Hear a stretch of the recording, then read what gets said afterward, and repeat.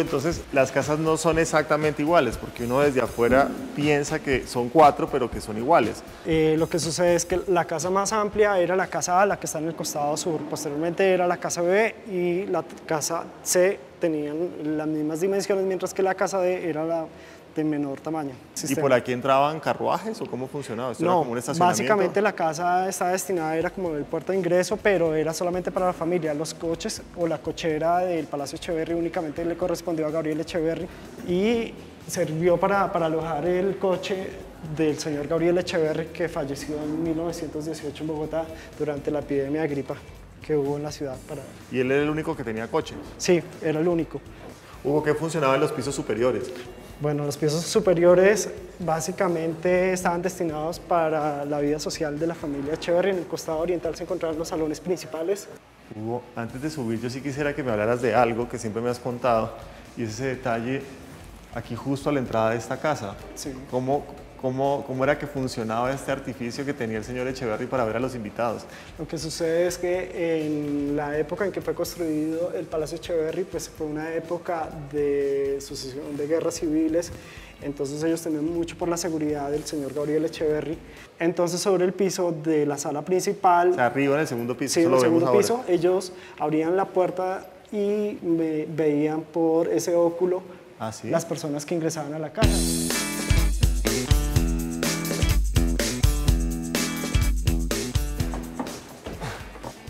Bueno, Hugo, entonces ese es el gran piso social. Sí.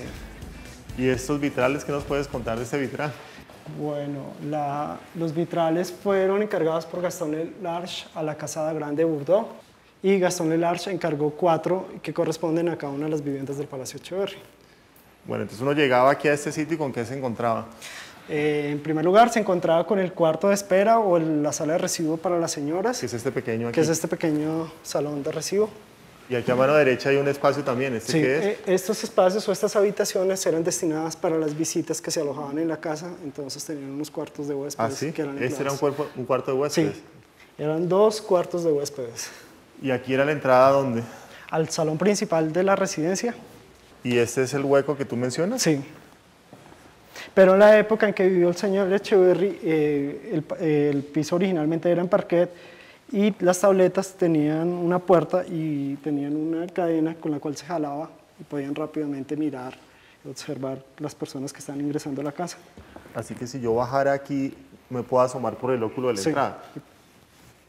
Ahora, me sorprende mucho la decoración en yeso. ¿Quién hizo la decoración de esta casa?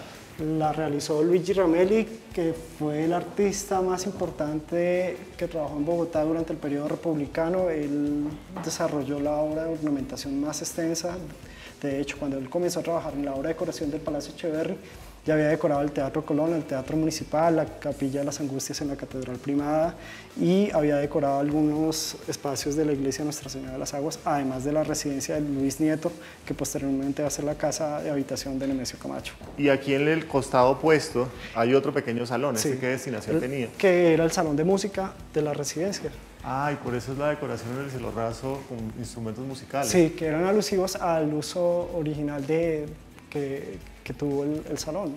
Aprovechemos que no hay nadie y podemos salir a este balcón. Y así nos cuentas un poco sobre este vecindario. Entonces tú dices que, bueno, el observatorio sí sigue en el mismo sitio. Sí. ¿Esta casa era de quién? De Carlos Valenzuela, que fue un próspero comerciante de café en Colombia a finales del siglo XIX, que reconstruyó esa casa hacia 1880. ¿Y el predio vecino era el del teatro que da en el extremo, ¿no? Sí, quedaba en el extremo norte, quedaba el Teatro Municipal. A este costado, donde hoy en día está el Palacio de Nariño, se encontraba la casa donde vivió Camilo Torres. ¿Se sabe algo en relación con el trabajo de forja de los balcones? No, realmente no, solamente que fue uno de los mejores trabajos de forja que se realizaron durante la arquitectura republicana en Bogotá, pero que tiene que ver en algo, no sabemos de qué manera, con la residencia que habitó Nemesio Camacho. Finalmente las 2 obras fueron de Gastón Lelarche. Claro. Sí, señor.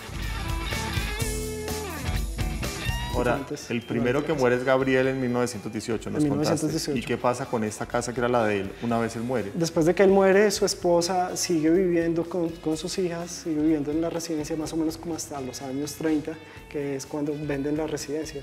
y la casa va a tener diferentes usos. En el caso de la casa A, que es el lugar donde estamos, fue sede de la Legación de México, la Legación de Bolivia, fue sede... ¿Como una embajada? Sí, que en esa época se denominaban legaciones, una embajada se denominaba legación, hasta el año 1980, 1982, que es cuando es adquirida. Hace 30 años sí, más o menos que fue adquirida por la Nación. No, primero la adquirió el Banco Popular, adquirió las 4 casas, que estaban en un franco deterioro, posteriormente las vende al gobierno y el gobierno... ¿En qué año se las vende, te acuerdas? Hacia el año 1984-1985.